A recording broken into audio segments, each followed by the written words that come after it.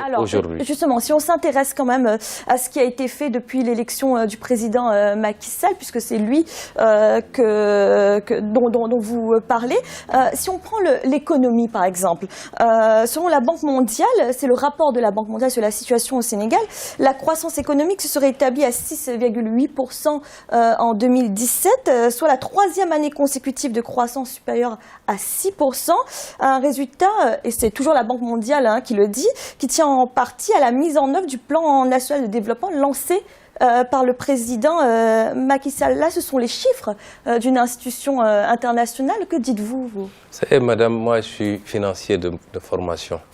Les chiffres, ça ne veut absolument rien dire.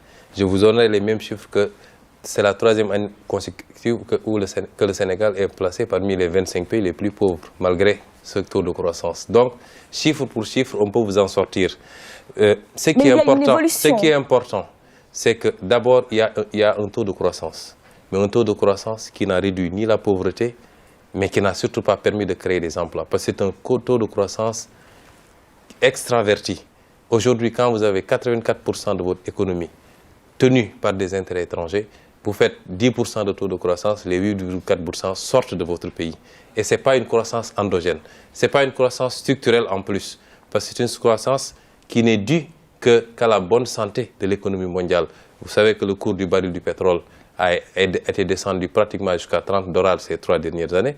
Vous avez vu qu'avec la légère hausse à $70, le ministre de l'économie et des finances a été obligé de passer aux aveux la dernière fois sur les difficultés de trésorerie de l'État et à indexer le coût du baril.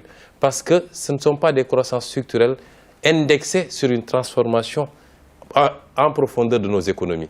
Il suffit qu'il y ait une mauvaise pluviométrie au Sénégal pour qu'on perde 2 ou 3 points de croissance. Et donc, ce qu'il faut voir, aujourd'hui, la tendance mondiale, depuis la fin de la crise économique des années 2008-2011, c'est qu'on a une croissance mondiale. Vous retrouverez ce même taux de croissance pratiquement dans tous les pays. C'était quand même une croissance qui était en berne. On parlait d'économie morose au Sénégal en 2012 lorsque le président Je vous ai dit, vous avez vu qu'il y a eu une crise mondiale avec la crise des subprimes qui a commencé en 2008 à peu près. Le coût du baril du pétrole avait dépassé les $100. Il y avait mondialement une crise qui a commencé à se tasser à partir de 2012-2013 et que la tendance est inversée. Regardez la croissance de tous les pays de la zone UEMOA. Regardez la croissance de l'Afrique de manière générale. Donc ce n'est pas quelque chose qui soit spécifique au Sénégal, mais je peux vous dire que ce qui est le plus important, comme on dit dans nos jargons, les populations ne mangent pas le taux de croissance. Allez au Sénégal et voyez, est-ce qu'il y a une réduction de la pauvreté? Est-ce qu'il y a création d'emplois? Est-ce que le système de santé s'est amélioré? Est-ce que l'éducation publique fonctionne? La Banque mondiale dit que la pauvreté a également reculé.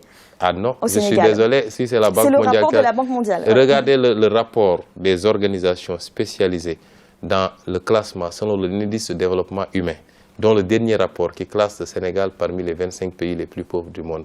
Moi qui vis au Sénégal, je peux vous dire que la pauvreté n'a pas reculé et je ne sais pas sur quelle base on se fie pour donner ces statistiques.